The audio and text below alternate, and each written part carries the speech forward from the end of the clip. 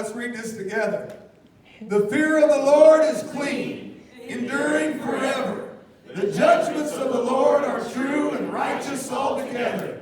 More to be desired are they than gold, yea, much fine gold, sweeter also than honey and the honeycomb. You may be seated. For a little bit of honey, Sister Rowe. Amen.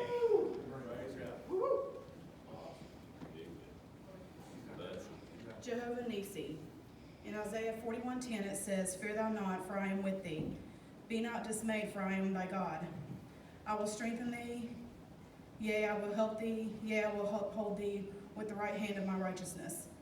In John 10:10 it says, The thief cometh not but to steal, and to kill, and destroy. And I am come that they might have life, and they might have it more abundantly. Amen. In the past, I have battled depression and fear more times than I care to count, and even had some suicidal thoughts and attempts.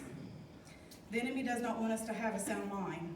The enemy wants us to be fearful, depressed, and have thoughts that we do not need or want to have. I'm going to be real plain with you if that's okay. When I was around 19 years old, I was in an abusive relationship. I had a 6-month-old little boy and didn't know what I was going to do with my life.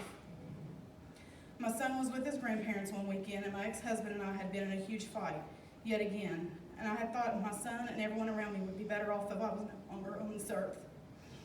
My ex-husband left to go hang out with some friends after our fight, and I was all alone with my thoughts. I took out a butcher knife and tried to slice my wrist, and it would not cut. So I turned the knife over and tried to cut again. I pressed so hard that I left bruises on my wrist. I was so mad it didn't cut me that I threw the knife at the sink, and it went straight into the metal, and it stuck there. I then went and grabbed a shotgun, and I was just crying so hard that I could not see to load it. I then went to my papa's toolbox and grabbed a utility knife, and right as I went to slice my wrist, my sister that I had not seen in years walked in the door and stopped me. I have said all this to tell you that God had bigger plans for me. And I needed to see His purpose for my life. It wasn't until I came to CFO almost 6 years ago that I had a woman come to me and tell me that my depression would be gone as long as I believed that God did not want me to feel that way anymore. That woman now is one of my best friends, and I'm so thankful that God used her to get to me, to make me realize that I did not have to live with depression, fear, or suicidal thoughts anymore. That I do have a purpose. I do not have everything together. I fail God every day, but I can tell you this. If you're battling fear, depression, or suicidal thoughts, I do know a God that can and will heal you. All you have to do is surrender to Him, and He will take it all away if you ask. God wants us to feel love and happiness. He wants us to live life to the fullest. Just like Romans 12:2 says, And be not conformed to this world, but be ye transformed to the renewing of your mind, that ye may prove that what is good and acceptable and perfect will of God.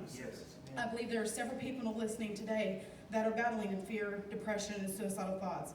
I'm here to tell you that there is a God, and He did not give us the spirit of fear or for us to feel depressed and have those kinds of thoughts that are not of Him. Amen. He has a purpose for your life. That's exactly right. Just let God in and let Him take those things away and show you your purpose. Jehovah Nissi, the Lord is my banner and my deliverer. Psalms 34:4 says, I sought the Lord, and He heard me and delivered me from all my fears.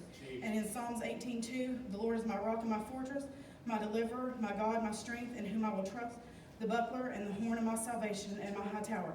Thanks for allowing me to share a little bit of honey.